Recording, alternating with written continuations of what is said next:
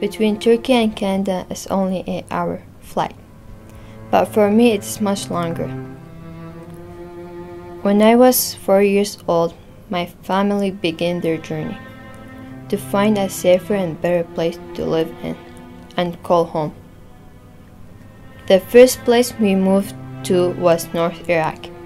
I left everything I knew and loved behind and went to a place where I didn't know the language and the culture. I stayed in North Iraq for 5 years, where I went to school. Just as I was adapting to this new place, my family had to move again, this time to Syria. Once again, I was leaving. I had to say goodbye to my friends. We only stayed in Syria for a year and a half. We had to keep moving around until we settled in Turkey. I thought that I would go back to school, finally, and that I would learn a new language, but that never happened. They didn't accept me because I'm a Christian and they didn't like us.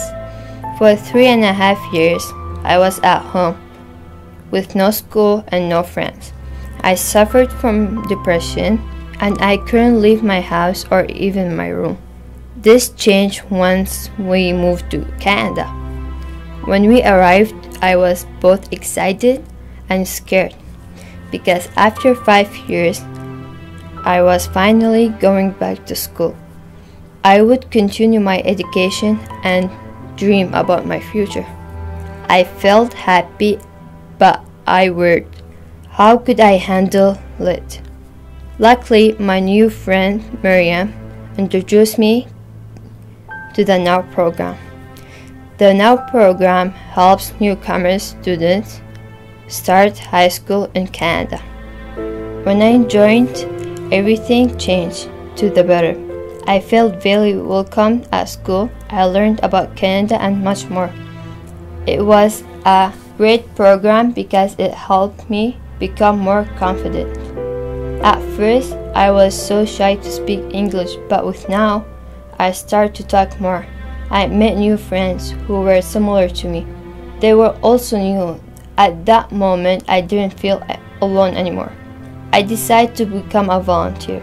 I wanted to help the newcomer because I was one of them. I wanted to make them feel welcome, the same way I was. When I look back at my long journey, I can say that no matter what I went through, I always remember to never give up and always to keep faith in God.